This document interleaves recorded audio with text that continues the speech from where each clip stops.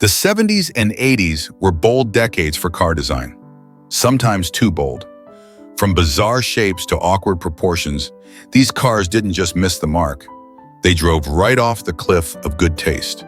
Today, we're showcasing the 12 ultra-ugliest old cars from the 70s and 80s, some you've never seen. And after this, you might wish you hadn't. Ready for a facepalm-worthy trip down memory lane? Let's go.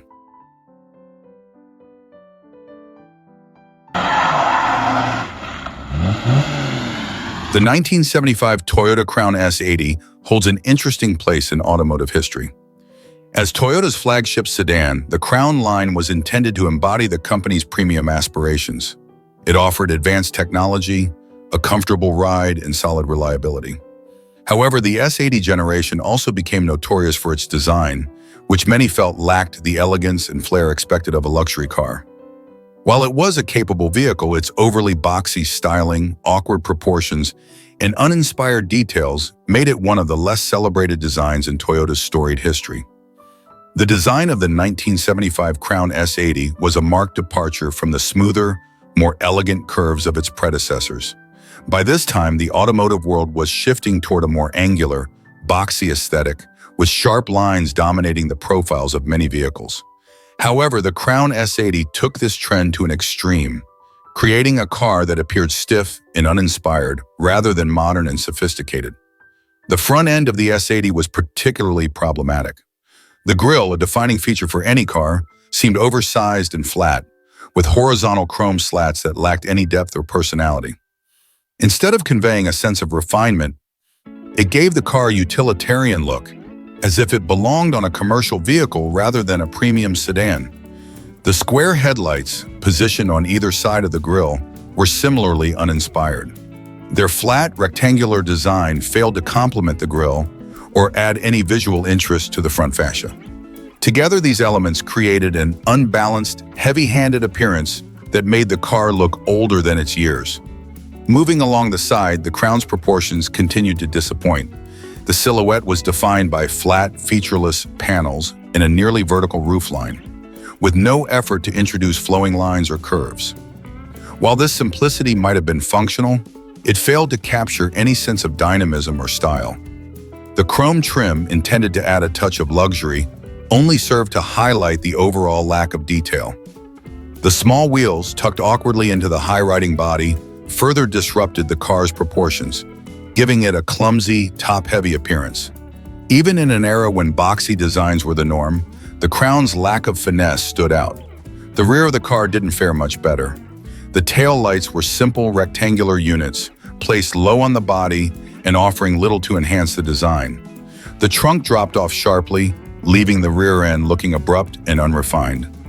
It was clear that practicality had taken precedence over aesthetics, a decision that may have appealed to some buyers but ultimately cost the Crown its sense of premium allure. Despite its design shortcomings, the S80 Crown was not a complete failure. Mechanically, it was reliable and well-engineered, offering a smooth ride and a variety of advanced features for the time. Its engines, while not particularly powerful, were dependable and economical, making the car a practical choice for families and professionals. However, the Crown's visual deficiencies meant that it struggled to compete against rivals like the Nissan Cedric or even European imports, which offered more style and prestige. One longtime owner shared their thoughts on the car. The Crown was dependable, no doubt about it. I drove mine for years without major issues, but every time I looked at it, I couldn't help but feel a little disappointed. It lacked the sophistication I wanted in a flagship car. The grille looked like it belonged on a truck, and the whole design just didn't inspire much pride of ownership. This sentiment was echoed by many buyers who found the Crown's styling too utilitarian for a vehicle that was supposed to represent the best of Toyota's lineup. In markets outside Japan, where buyers were less familiar with the Crown's reputation for reliability, the design shortcomings became an even greater liability, limiting its appeal and contributing to its struggles in gaining a foothold internationally. The 1909 Toyota Crown S80 remains a polarizing vehicle in Toyota's history.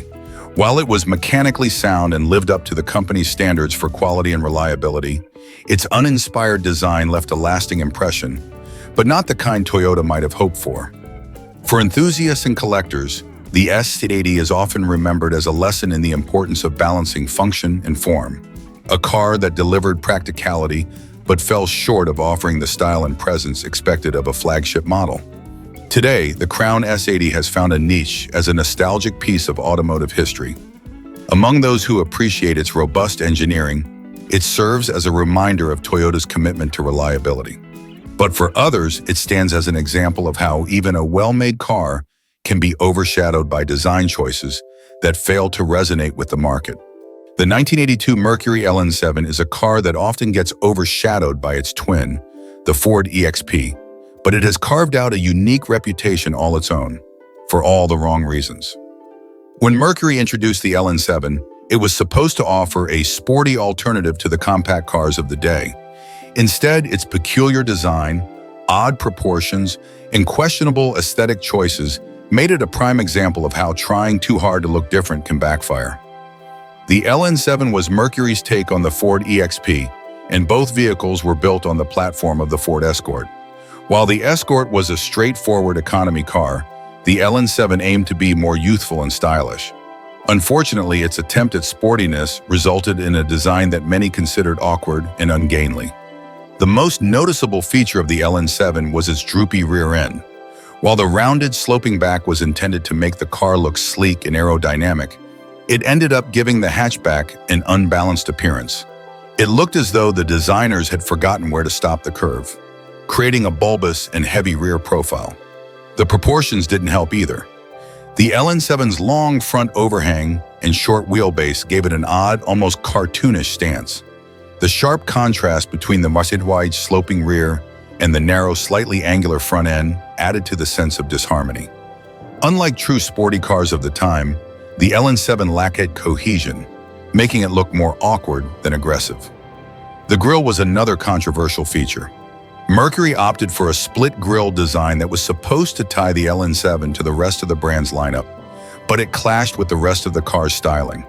The narrow headlights, positioned on either side of the grille, looked pinched and out of place, while the sharply slanted hood didn't flow well into the more rounded cabin and rear. Even the attempt to add flair with a bubble rear window, a key design element intended to differentiate it from the Ford XP, was a mixed bag.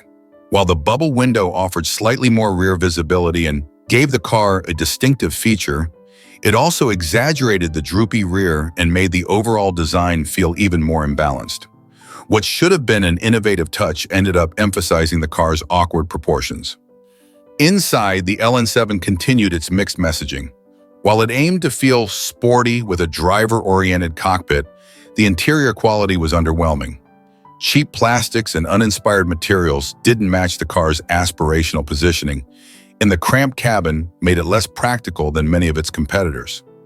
The rear seats, for example, were more symbolic than functional, leaving little room for actual passengers. Performance-wise, the LN7 further missed the mark. Under the hood, it came equipped with the same 1.6L inline-4 engine found in the Ford Escort. With just 70 horsepower on tap, it offered sluggish acceleration and uninspiring handling. Any illusions of sportiness quickly evaporated once you were behind the wheel. Buyers looking for a thrilling driving experience were left disappointed, as the LN7 was more about appearances than performance. One owner described their experience with the LN7. "I wanted something sporty, something that stood out from all the boxy cars on the road. I'll admit the bubble window got my attention, but after driving it for a while, I realized it was all show and no go. The engine felt gutless, and I never got used to the way it looked from the back. I still remember the time someone called it a squash jelly bean. It stung because it was true." The Mercury LN7 ultimately struggled to find an audience. Buyers seeking sporty performance and styling found better options elsewhere, while those looking for practicality chose more conventional compact cars. Its poor sales led to its discontinuation after just 2 years, making the LN7 a footnote in Mercury's history. Today, the LN7 is remembered as an experiment that didn't quite work out. It's a car that serves as a cautionary tale about the dangers of trying to force a design into a mold it doesn't fit. While it may have been Mercury's attempt to appeal to a younger, sportier demographic, The LN7's odd proportions and lackluster performance ensured it remained an awkward relic of the early 1980s. The 1987 Buick Somerset is often remembered as a design misstep for a brand known for producing elegant, well-proportioned vehicles. Introduced as part of Buick's efforts to attract younger buyers, the Somerset landed with a resounding thud, primarily due to its uninspired, awkward styling. Buick tried to position it as a sporty yet premium compact car, but the end result was a vehicle that looked mismatched and unrefined, essentially a caricature of its own ambitions. The Somerset's most glaring design flaw was its lack of cohesive identity. From the front, the car was saddled with an oversized grille that looked like it had been borrowed from a completely different Buick model, and not a good one. The grille had vertical slats and a wide, protruding frame, giving the car a bloated, exaggerated big car face that didn't match its small, compact proportions. It was as if the designers had tried to graft a traditional Buick luxury sedan's grille onto a compact body, and the results were predictably awkward. The headlights, narrow and squinting, further compounded the issue by clashing with the overly large grille. The sharp angles of the light assemblies didn't flow into the rounded contours of the body, making the front end look like a hastily assembled jigsaw puzzle. Beneath the grille, the bumper seemed like an afterthought, with no clear effort to integrate it seamlessly into the design. Moving along the sides, the Somerset's bodywork didn't fare much better. The car's profile was blob-like and utterly generic, with no distinctive lines or features to break up the monotony. It lacked the aggressive stance or sleek silhouette you'd expect from a car marketed as sporty. The wheel arches were barely pronounced, making the car look heavy and undertired, while the slab-sided panels contributed to a look of cheapness and indifference. Even the proportions seemed off, with a short, rounded rear end that abruptly sloped downward, giving the car a slightly hunched, awkward posture. The rear of the Somerset was perhaps its least offensive angle, but even there, it managed to underwhelm. The taillights, rectangular and unremarkable, were flanked by a bland expanse of plastic trim that only served to highlight the car's lack of visual interest. The trunk lid was plain and featureless, and the rear bumper jutted out awkwardly, once again lacking integration with the overall design. Inside, the Somerset continued its streak of mediocrity. While Buick attempted to inject a sense of premium quality, the interior was more akin to that of a mid-tier rental car. Cheap plastics and uninspired upholstery dominated the cabin, and the oddly shaped dashboard felt out of sync with the rest of the car. The digital dashboard, while a novelty at the time, was clunky and poorly executed, with dim displays that were difficult to read in certain lighting conditions. It seemed like a desperate attempt to inject some modernity into an otherwise old-fashioned design. Mechanically, the Somerset was competent but unremarkable. It came equipped with a 2.5L inline-4 engine or an optional 3.0L V6, but neither offered the performance or refinement to back up the car's sporty aspirations. The handling was uninspired, with vague steering and a suspension that prioritized comfort over precision. Buyers hoping for a thrilling or engaging driving experience were left disappointed, as the Somerset lacked both the power and dynamics to justify its sporty marketing. One owner recalled their experience with the Somerset. "I bought the Somerset because I thought it would be a compact car with a bit of luxury and style. But honestly, it felt like Buick didn't know what they wanted it to be. The front looked too big for the rest of the car. The interior was dated within a year. And I always felt like people were judging me for driving something so blah." The Somerset's failure to connect with buyers was reflected in its short lifespan. It was discontinued after only a few years, with Buick reabsorbing the model into the Skylark lineup in an effort to simplify its offerings. The Somerset became one of those cars that seemed to exist purely to fill a gap in a lineup, rather than to fulfill any specific demand or vision.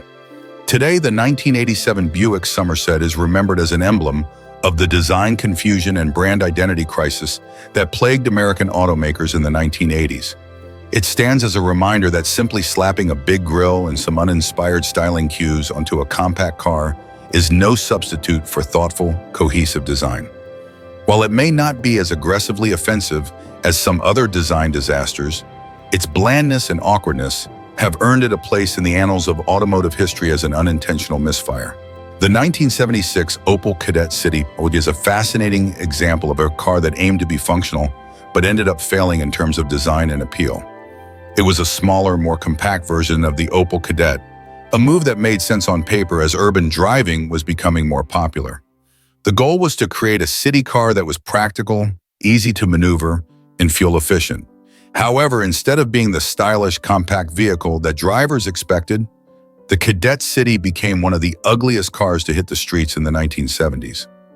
When it comes to styling, the Kadett City is a textbook example of how a car can fail to make a lasting impression. The first thing that strikes you when looking at the Kadett City is its overly boxy proportions. While boxy cars can sometimes have a certain charm, particularly if they embrace the utilitarian aesthetic, this car was just too extreme. It had flat surfaces, square lines, and a design that felt more like a child's drawing of a car than something meant for real-world use. The car's body was built around straight lines that went nowhere. Instead of evoking a sense of modernity or sophistication, it felt stiff and clunky, like a vehicle that had been left behind in an era that was already moving on. Its profile was dominated by a high, disproportionate stance. This tall, awkward ride height made it look out of place. The elevated rear end, combined with the overly boxy front, made it seem as though the designers were trying to force two different worlds together: the sleek, low-slung look of a typical hatchback and the top-heavy proportions of a traditional sedan. The end result was a vehicle that looked neither sporty nor practical, but just strange. The compact design that should have offered nimbleness and agility instead made it appear clumsy. It was a car that just didn't fit into the world it was meant to belong to. The rear of the Kadett City was equally problematic. The hatchback design was too bulky for the small car, creating an imbalanced look. The rear window was cramped, limiting the rearward visibility, and the overall shape of the back end felt like an afterthought. The design elements didn't seem cohesive. The tailgate, while practical in terms of trunk space, wasn't harmoniously integrated into the overall design. It looked heavy, out of place, and awkwardly tacked on. Combined with the small rear lights that offered no flair or innovation, the rear end of the Kadett City did nothing to redeem its otherwise lackluster styling. At the front, the car's face was a continuation of its lack of flow. The headlights were round, but too small for the body of the car. Positioned awkwardly on the front panel, they looked almost as though they had been hastily placed there with no regard for the car's overall design language. The grille was narrow and uninspired, offering no attempt to soften the car's hard, angular look. It was functional, yes, but in terms of visual appeal, it failed to do much more than make the car look frumpy and out of date. The front end had no identity, just a bland, flat expression. The body design, while functional, seemed completely unwilling to commit to anything beyond basic transportation. There was no attempt to create something beautiful, sporty, or innovative. It was as if the designers decided to focus solely on the car's utility rather than any sense of style. The car's square wheel arches, wide fenders, and geometric lines all emphasized the car's awkwardness. It wasn't the kind of design that would attract car enthusiasts or even casual buyers looking for something stylish. Instead, it was simply a car that looked like it was designed without much passion or thought. Inside the car, the practical aspects were equally underwhelming. While the Kadett City was designed to be a small, affordable car for city dwellers, the interior didn't offer much to get excited about. The cabin was basic, with minimal features to make it more comfortable or visually appealing. The dashboard was flat and utilitarian, constructed from cheap materials that didn't help elevate the overall driving experience. The plastic used throughout felt brittle and cheap, and the controls were simple, lacking the modern touches that were beginning to appear in more popular models at the time. It was a far cry from the sleek, driver-focused interiors of more modern cars. While the car's small size should have made it feel nimble and agile, the cramped interior only made things feel worse. Despite its compact size, the Kadett City's cabin was far from spacious, especially in the rear. The front seats were snug, and the back seats were barely big enough for an adult to sit in comfort. The overall feeling inside was one of being cramped and restricted, with little space to stretch out and enjoy the drive. The rear hatch area was also limited in capacity, offering only basic storage that was too small for most everyday needs. The rear seats could be folded down. The 1978 Volkswagen Dasher Wagon, designed with an emphasis on practicality rather than aesthetics, stands as a stark reminder of the era when utilitarianism often trumped style in the automotive world. Volkswagen, known for its efficient and functional designs, ventured into the compact wagon market with the Dasher, hoping to capture the attention of families and individuals seeking a reliable, spacious, and economical vehicle. While it succeeded in offering practicality, it fell flat in terms of visual appeal, leaving a legacy as one of the most uninspiring designs of its time. At first glance, the Dasher Wagon presents itself with an almost clinical simplicity. Its boxy, angular shape lacks the fluidity or elegance that many of its contemporaries possessed. The design seems less like a car and more like a vehicle designed solely for function. The flat, featureless body panels contribute to its utilitarian nature, emphasizing utility rather than style. This is especially noticeable when compared to other compact cars of the era that embraced more curvaceous, aerodynamic shapes. The Dasher Wagon's appearance feels like it was created solely to be a mobile storage unit, with no thought given to making it visually engaging or distinctive. The front of the Dasher Wagon is blunt and unremarkable, with a simple grille and rectangular headlights that do little to make a statement. There is no effort to impart any sort of personality or flair into the design. Instead, the car looks almost as if it was assembled with the intent to serve as an anonymous workhorse, designed to get the job done without drawing attention to itself. Its low, square front bumper and basic, narrow grille give it a boxy, awkward appearance that doesn't evoke any sense of excitement or style. Looking at the sides, the vehicle's boxy nature continues. The flat panels lack curvature, making the car seem more like a functional box than a vehicle meant for enjoyment. Its long, flat roofline and squared-off rear end give it a very practical, almost industrial appearance. There's no attempt to create visual harmony between the front and back of the car. The windows are simple, with no sharp angles or sleek lines to speak of. Instead of flowing gracefully from the front to the rear, the body simply extends straight, making it look as if the design team focused entirely on maximizing space rather than producing something that would be seen as visually interesting or attractive. The rear of the Dasher Wagon is similarly uninspiring. The tailgate is large and square, opening to a cavernous cargo area. While this was undoubtedly practical, the rear end lacks the detailing or shape that could have given it any kind of design appeal. The taillights are simple, rectangular blocks that fail to add any visual interest, and the bumper seems as though it could have been bolted on as an afterthought. Inside the cabin, the same sense of practicality prevails, but once again, it's devoid of any excitement. The dashboard is functional but uninspiring, with simple dials and switches that serve their purpose without adding any flair. The steering wheel is basic, as is the instrument cluster. The interior materials are utilitarian. Cheap plastics dominate the dashboard and door panels, and while the seating is reasonably comfortable for the time, it lacks the luxury or design features that could elevate the interior experience. The car was built for families, sure, but it didn't make them feel special. Former owners of the 1978 Volkswagen Dasher Wagon often speak of its lack of personality. One particularly candid review shared by an ex-owner states, "I needed a reliable car, and the Dasher fit that bill. It never broke down, but honestly, I dreaded driving it. It was so boring. There was nothing to it, no joy in the design, no comfort in the details. It just felt like a car that existed because it had to, not because anyone wanted it to." The Dasher Wagon's real purpose was not to inspire admiration or excitement. It was simply built to do its job. In that respect, it succeeded. It provided plenty of cargo space, decent fuel economy, and reliability that would make any practical car buyer smile. However, what it didn't do was leave a lasting impression. While many vehicles in its class may have stood out for their quirky design or bold styling choices, the Dasher Wagon remained steadfastly forgettable. For most, it was a means to an end rather than an object of affection. It's not just that the Dasher Wagon's design was basic. It was almost entirely devoid of any charm. It didn't carry the vintage charm of some of its competitors, nor did it embrace any modern styling trends that might have added appeal. Its angular body and square lines made it feel like a step backward in terms of design, even though it was a product of the late 70s.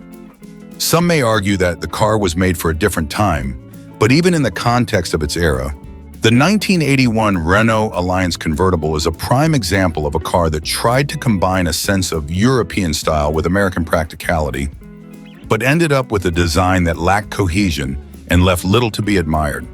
While the standard Renault Alliance had a compact and simple design, the convertible version just felt like it was taking a shortcut to something it could never achieve. At first glance, the Alliance convertible gave off the impression of a budget car with a roof that had simply been lopped off, rather than a well-thought-out design decision. The process of converting it into a drop-top left the car with an awkward, unfinished appearance. Unlike other convertibles from the era that had carefully sculpted lines and design elements that flowed naturally from the roofline, the Alliance convertible looked as if it was missing something essential: the visual balance between the body and the missing roof. The car's proportions seemed off, with an elongated, awkward rear end that felt like it didn't match the compact front. Its short wheelbase, combined with the chopped-off roof, made the car look like it was struggling to hold itself together. Where other convertibles might feel sporty or elegant, the Renault Alliance just looked like it had been hastily converted into an open-air version without much thought given to how it would appear from different angles. The rear window, too, was small and oddly shaped, adding to the sense of disjointedness. The front end, already basic in the Alliance's standard form, became even more uninspiring with the removal of the roof. The car's grille, headlights, and bumpers looked too simple and cheap, especially when contrasted with other convertibles of the time that had more defined styling. The lack of character in the front and the strange silhouette made the Alliance convertible look far less refined than its peers. Inside, the Alliance convertible's lack of design flair was just as evident. The interior was plain, with cheap materials and basic features that didn't do much to elevate the driving experience.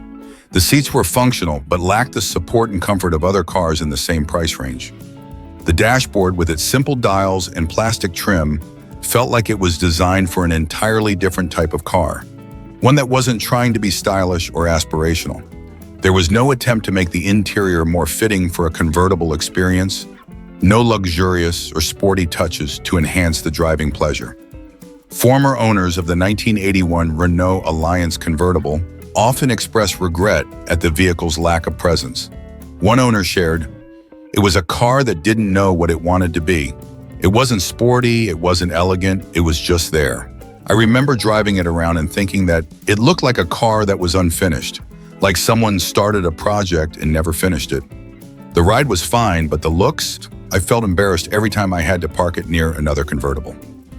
It was clear that the Alliance convertible wasn't meant to be a showstopper. It was designed to be a more affordable alternative to other, more refined drop-top cars. But in attempting to create a budget convertible, Renault managed to deliver a vehicle that felt like it was missing the essential elements that make a convertible exciting. Instead of being a fun, stylish, and free-spirited vehicle, the Alliance convertible became a car that people would rather forget. The Renault Alliance convertible never gained the same level of popularity as other convertibles of its time. It was overshadowed by models that offered a more complete design and more polished driving experiences. What the Alliance convertible ultimately left behind was a legacy of mediocrity, one of a car that couldn't quite find its place in the world of open-top vehicles. Instead of being remembered as a fun, quirky European drop-top, it remains a footnote in automotive history, one that most enthusiasts are eager to forget. The Alliance convertible's design flaws, lack of refinement, and the disjointed nature of its appearance contributed to its unflattering reputation. It was a convertible that didn't know how to fully embrace the joys of open-air driving.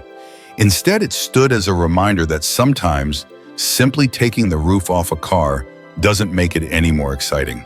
The 1979 Dodge Omni R130 is one of those cars that perfectly encapsulates the spirit of misjudged design and ambition gone wrong.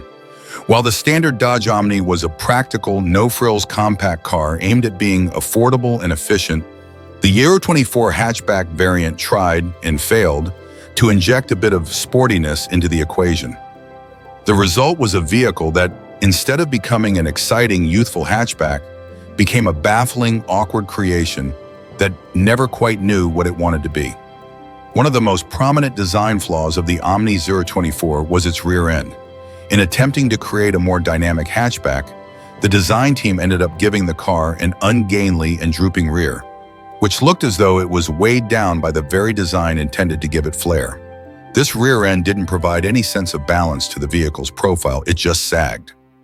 The sloping roofline of a typical sporty hatchback was replaced by a flat, drooping rear that seemed like it had no clear intention in the overall design scheme. While hatchbacks typically have an energetic, angular rear that conveys motion and sportiness, the Omni 024's rear section felt inert, as though it was caught in some sort of awkward midlife crisis of design. Looking at the car from the front, things didn't improve much. The grille was bulky and mismatched, feeling like it had been borrowed from an entirely different vehicle. It didn't gel with the car's overall shape, and the design elements lacked cohesion. The headlights, too, were awkwardly placed, seeming like they were hastily added without consideration for the car's overall aesthetic. Instead of the sharp, cohesive front end you'd expect from a car trying to look sporty, the Omni 024 presented a mismatched face, more of a jumbled collection of parts than a well-thought-out design. The overall effect was a front end that looked confused, as though it couldn't quite decide whether it wanted to be aggressive, sleek, or utilitarian. In profile, the Omni 024 also failed to make an impression. Unlike other compact hatchbacks of the time, which had a sense of sportiness even when standing still, the 024 looked decidedly awkward. The boxy flat lines didn't evoke the same sense of energy or youthfulness that characterized other small cars of the era. Instead, it had the appearance of a half-hearted attempt to combine the practicality of an economy car with the image of a sporty hatchback. This mismatch in design made the car look like it had neither the sharpness of a well-designed economy car nor the excitement of a sporty vehicle. It was stuck somewhere in the middle, neither fish nor fowl. The proportions of the Omni 024 were also problematic. The rear hatchback had a high, clunky stance that made the car look unbalanced. The sharp, angular lines didn't flow together as they should have, and the car's overall shape was heavy-handed. The front end, with its bulky grille and disjointed styling, seemed to clash with the rear hatch, creating a car that didn't feel cohesive. The 024, rather than standing as a compact, sporty hatchback, appeared as a compact car in denial of its own identity. It wasn't sleek or dynamic enough to be sporty, but it also didn't have the charm of a simple, well-executed economy car. Instead, it seemed like an awkward compromise that couldn't find its place in the market. Inside, the design issues continued. The cabin of the Omni 024 was basic at best, offering very little to elevate the driving experience beyond its utilitarian roots. The interior materials were cheap, and the layout was entirely uninspired. Unlike other hatchbacks of the time, which often embraced a more youthful or high-tech interior aesthetic, the Omni 024's cabin felt like an afterthought. Functional, yes, but not designed with any sense of excitement or personality. The seats were unimpressive, and the layout of the dashboard felt dated, even for the early 80s.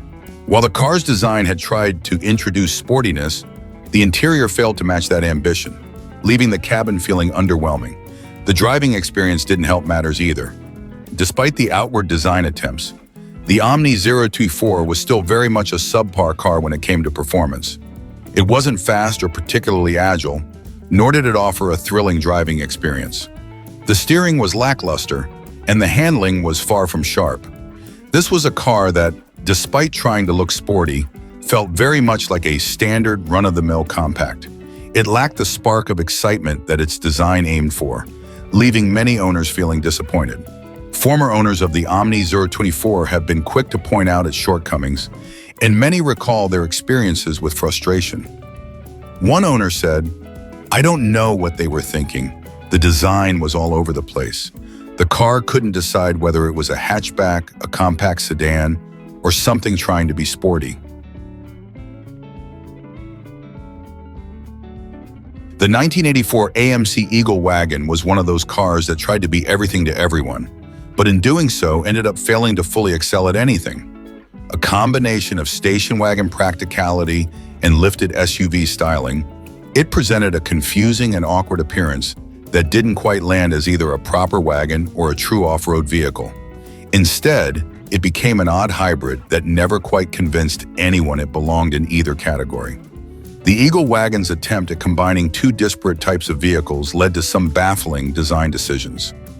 First and foremost, the lifted stance, meant to give it SUV-like ground clearance, made the car look disproportionately tall compared to its wagon roots. This high ride height, combined with the wagon's long and flat body, created a look that felt off balance. While SUVs were still relatively new to the mainstream at the time, they were typically seen as more rugged and adventurous vehicles. But the Eagle Wagon never quite pulled off the muscular, capable look. Instead, it looked like an awkward crossover between two worlds that didn't blend well together. The front end of the Eagle Wagon was another point of contention. The grille and headlights seemed almost too large for the rest of the car, contributing to the feeling that the proportions were out of whack. The front fascia didn't have the sleekness of a wagon, nor the boldness of an SUV. Instead, it just looked swollen and unfocused. Meanwhile, the rear of the vehicle featured the familiar wagon styling, but the raised ground clearance and large tires gave it an odd, jacked-up look. While many other vehicles of the time that combined wagon and off-road traits tried to give a sense of purposeful ruggedness, the Eagle Wagon appeared more like it had simply been lifted for no particular reason. The side profile was equally awkward, with its long wagon body seemingly attempting to stretch out while also riding higher than any traditional wagon should. The wheels looked too small for the lifted design, and the overhangs made it seem like the vehicle was caught between two opposing design philosophies. It wasn't quite sleek enough to pass for a normal wagon, but it also didn't look rugged enough to pass as an SUV. It was a design that seemed to belong to neither world, creating a confusing, disjointed appearance. Inside, the Eagle Wagon wasn't any more cohesive. The cabin felt like a traditional station wagon, which was fine for practical purposes, but it didn't complement the rugged styling of the exterior. The materials were basic, and the interior had none of the flair or adventure that the exterior might have promised. The seats were uninspired, and the dashboard had the same utilitarian feel found in most wagons of the era. There was little sense of luxury or off-road capability inside, making the SUV-inspired exterior styling feel even more out of place. The car's driving experience, like its looks, also failed to deliver on the promise of being a unique crossover between two types of vehicles. It wasn't particularly off-road capable, despite its lifted suspension and all-wheel drive system, and it didn't offer the smooth, car-like driving experience of a standard wagon either. It was simply too heavy and clunky, making it neither as capable as a full-fledged SUV, nor as efficient as a regular wagon. The handling was stiff, and while it did provide some additional ground clearance for minor off-road excursions, it was never going to compete with more serious off-road vehicles. Owners of the AMC Eagle Wagon often recall their mixed feelings about the vehicle. One former owner remarked, "It was a weird car. It was a station wagon that looked like it was trying to be an SUV, but it never really succeeded at either. The ride was bumpy, and the handling wasn't anything to brag about." Another owner commented, "It was practical for getting groceries, but the design was so confusing. It wasn't a great wagon, and it wasn't a great off-roader. It just kind of sat in the middle, looking like it didn't know what it wanted to be." In the end, the AMC Eagle Wagon's legacy is one of design confusion.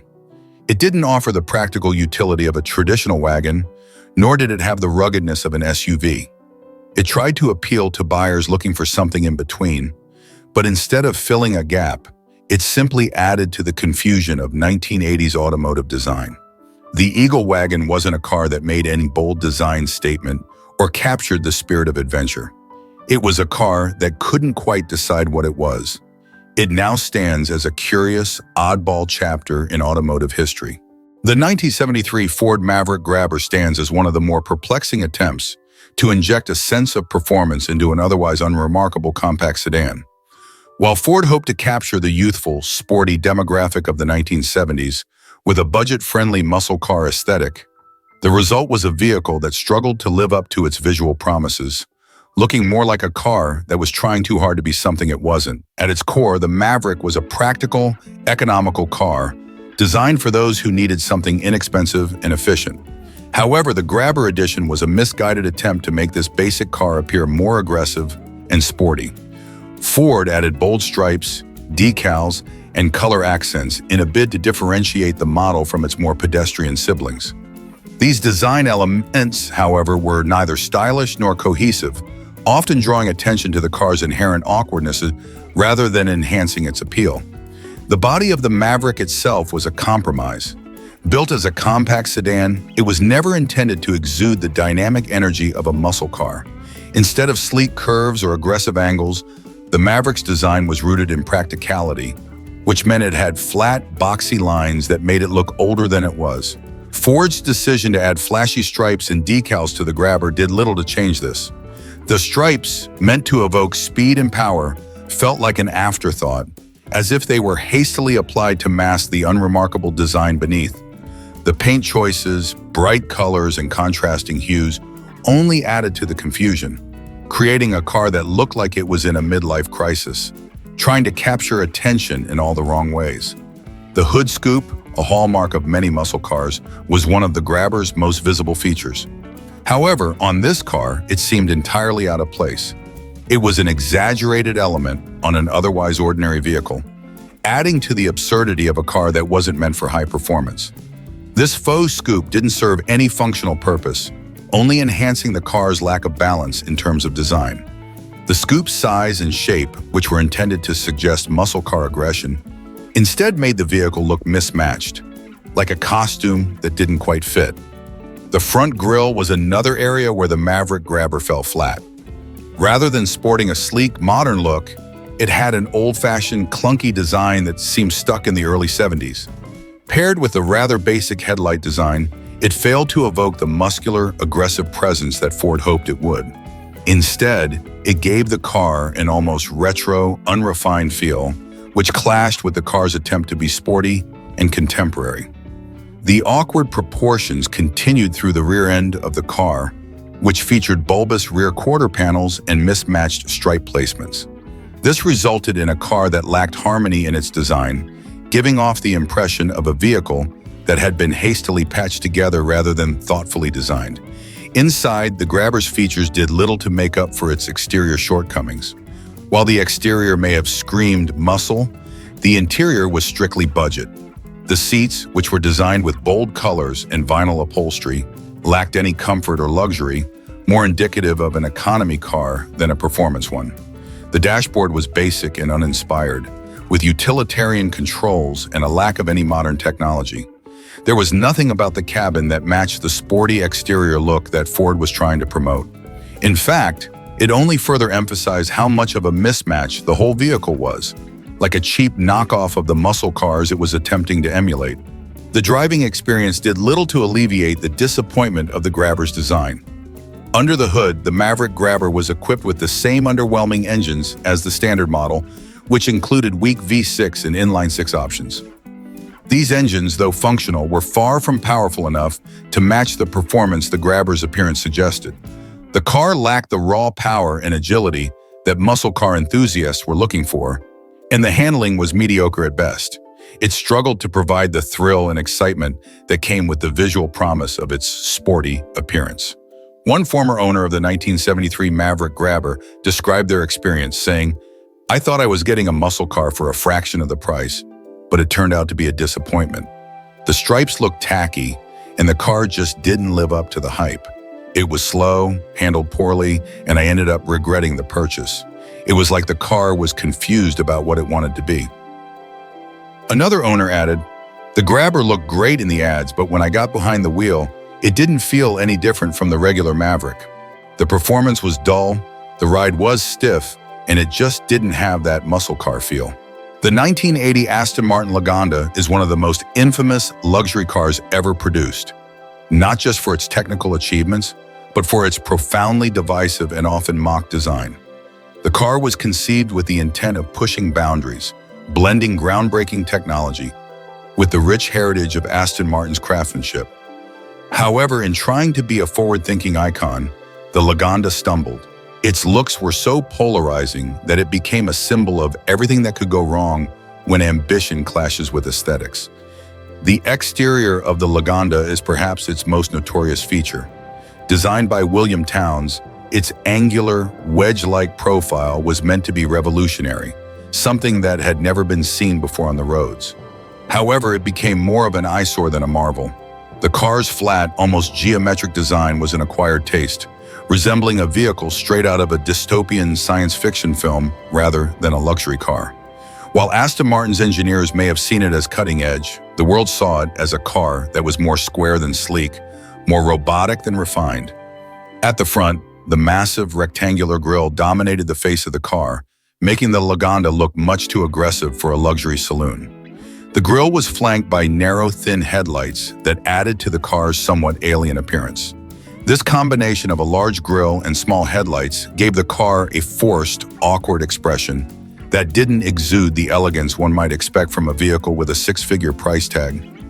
Instead, it seemed overly assertive, as though the Lagonda was trying too hard to make a statement, unrefined and overcompensating.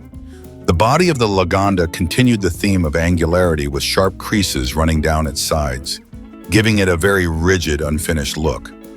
Rather than flowing curves and graceful proportions, the Lagonda sported edges that looked as though they hadn't been smoothed out after a hasty sketch.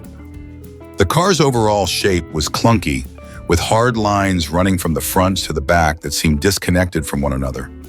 There was no fluidity to the design. Everything felt sharp, disjointed, and almost mechanical, as if the car had been carved out of a block of metal rather than crafted by an expert designer. Perhaps the most infamous aspect of the Lagonda's design was its rear end. Where many luxury cars of the era would show off sweeping curves and smooth, elegant lines, the Lagonda's rear was boxy and abrupt, with an angular rear window that seemed to end too soon. The rear bumper was disproportionately large, further emphasizing the clunky nature of the design. It was as if the car's rear had been hastily bolted on, out of sync with the rest of the body. Inside, the Lagonda's interior was a stark contrast to the exterior. The cabin was filled with advanced technology, digital displays, futuristic buttons, and high-tech instrumentation that felt incredibly modern for the time. However, these innovations did little to compensate for the disjointed feel of the car. The cabin, though luxurious in materials with leather seats and wood trim, had an overwhelming sense of complexity. The digital displays were difficult to navigate, with controls that didn't always work as expected. Instead of a serene and relaxing luxury interior, the Lagonda's cockpit felt more like a high-tech laboratory that had been crammed into a car. As a result, the 1980 Aston Martin Lagonda failed to connect with buyers in the way Aston Martin had hoped. Despite the car's high-tech features and bold styling, it never truly lived up to its potential. The technology was too advanced for the time, resulting in frequent malfunctions and reliability issues that hampered the car's reputation. The design, for all its ambition, didn't resonate with the market. Instead of being seen as a groundbreaking luxury car of the future, the Lagonda became a symbol of misguided excess. Looking back, the Lagonda is remembered as an anomaly in Aston Martin's history. It was a car that tried to break the mold and change the industry, but ended up being far too ahead of its time, both in terms of technology and design. It was too radical for its era, and its looks have not aged well, often cited as a poor example of what happens when technology and design are pushed in opposite directions. Even today, the Lagonda remains a controversial figure in automotive history. For some, it's a misunderstood masterpiece, a bold attempt at something new that was perhaps too much for its time. For others, it's a laughable misstep, a car whose design was so over the top and awkward that it's almost difficult to take seriously. Regardless of where one stands on its design, there's no denying that the Aston Martin Lagonda is a car that will always be remembered, not for its beauty or elegance, but for its radical vision and its place as one of the most bizarre luxury cars ever built. The 1971 Chrysler Imperial LeBaron stands as a towering example of automotive excess and design misstep, a car that defined the bloated luxury cars of the 1970s. In a decade where size was seen as a status symbol, the Imperial LeBaron took that idea to an extreme, but not in a way that was either graceful or aesthetically pleasing. Instead, Instead, the result was a car that seemed to stumble under the weight of its own ambition. The defining feature of the Imperial LeBaron, and what gives it its most divisive appearance, was the front bumper.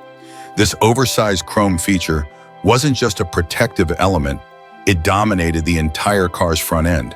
It was as though Chrysler took the idea of a bumper as a shield and turned it into the focal point of the car, giving it a rolling tank aesthetic. The bumper jutted out so far that it obscured the finer design details of the car. Instead of a sleek, polished front fascia, it presented an imposing, almost military-like visage. The chrome glistened in a way that might have seemed impressive on a truck or off-road vehicle, but on a luxury sedan, it was garish and unwieldy.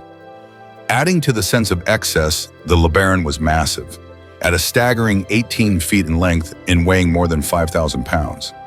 The sheer size of the car was part of its marketing allure, designed to be the epitome of American luxury, but it came at a cost. The car felt cumbersome, not refined. The oversized dimensions made maneuvering the LeBaron a challenge, and the visual impression it left on the road was one of brute force rather than elegance or grace.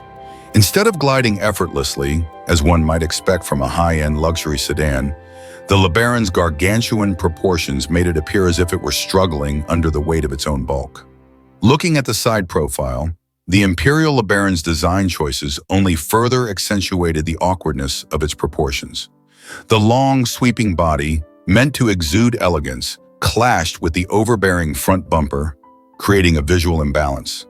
The rear end, while not exactly small, seemed to be an afterthought in comparison, as if the designers hadn't quite figured out how to balance the mass of the car with the sleekness they were aiming for. It was as though Chrysler had put too much focus on making the car large, but not enough on making it visually cohesive.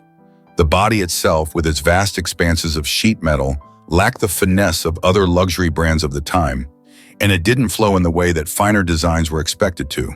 The car's interior, while opulent in materials, didn't redeem the exterior's shortcomings. Inside, the Imperial LeBaron boasted leather seats, plush carpeting, and wood trim, all hallmarks of luxury. However, the size of the car meant that the interior space often felt underutilized, with vast expanses of cabin that didn't add to the driving experience or comfort. The large dimensions should have translated to an airy, luxurious feeling, but instead they just made the interior feel like a hollow, disjointed space. The seats were comfortable, but the expansive cabin felt more like wasted space than a lavish living room on wheels. The long doors and high windows gave the car a trapped-in-a-box feeling, where the luxury was there but didn't quite materialize into an overall experience of refinement. Despite all this, the Chrysler Imperial LeBaron's reputation as a symbol of automotive luxury for the 1970s remained strong in some circles. It had a presence on the road that commanded attention, and for those who were drawn to cars that embodied excess in every sense of the word, the Imperial LeBaron was an expression of power and wealth.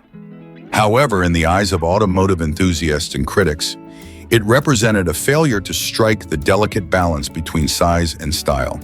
The car didn't make the bold design statement it intended. Instead, it came off as a bloated, over-engineered monstrosity. For many, the Imperial LeBaron became the epitome of automotive design excess gone wrong. The car's size, while impressive on paper, left it looking clumsy and awkward. The oversized bumper, an attempt to exude strength and luxury, ended up taking away from the car's overall design harmony. And while it was undeniably a car of its time, the 1971 Chrysler Imperial LeBaron stands as a lesson in the dangers of trying to capture the appeal of excessive size and opulence without the necessary attention to balance, refinement, and visual appeal. It may have been a symbol of American ambition in the 1970s, but it was also a reminder that sometimes bigger is not always better.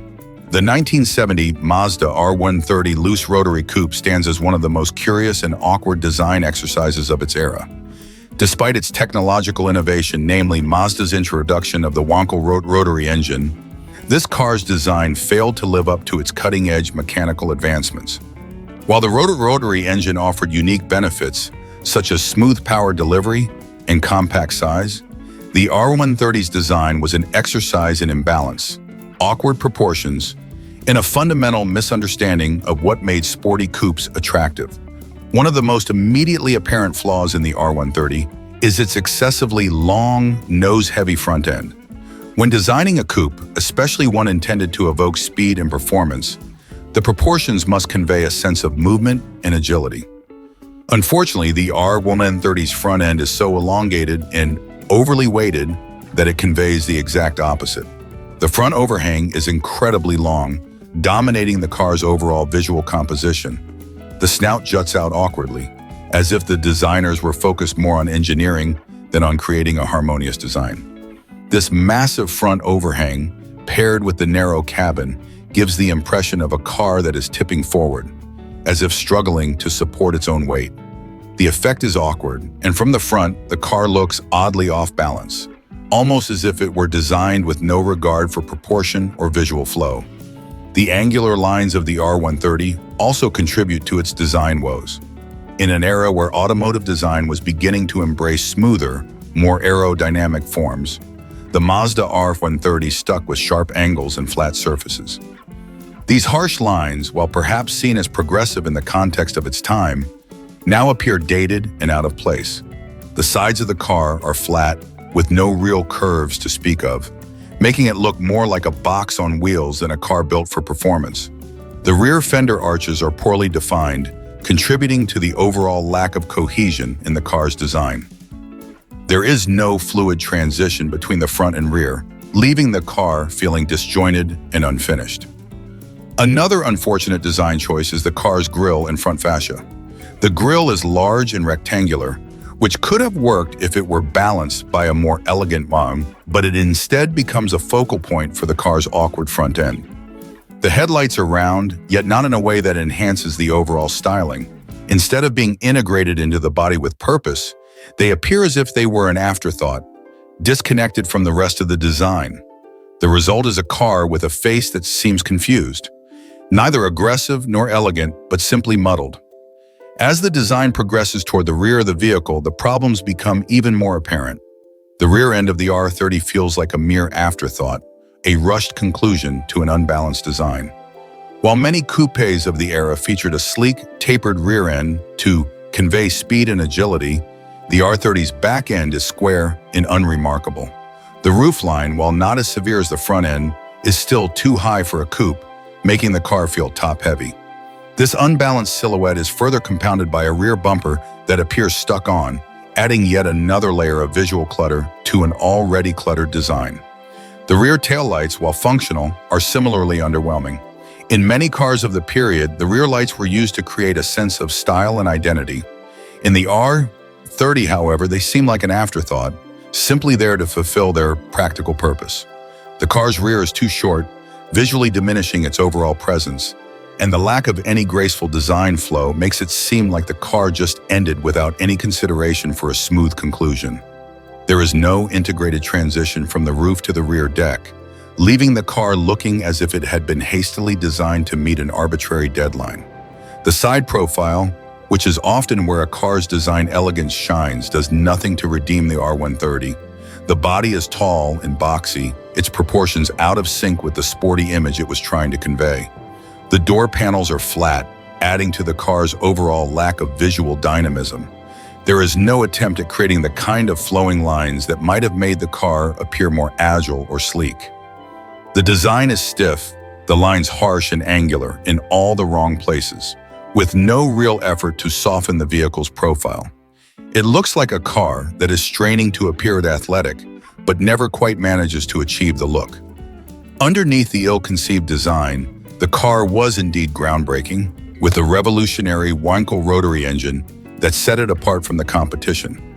Mazda's decision to use the rotary engine was bold and visionary, offering smoother power delivery and a more compact design that allowed for a lighter, more agile vehicle. Unfortunately, the exterior design didn't match the engineering prowess of the engine. Instead of reflecting the car's innovative heart,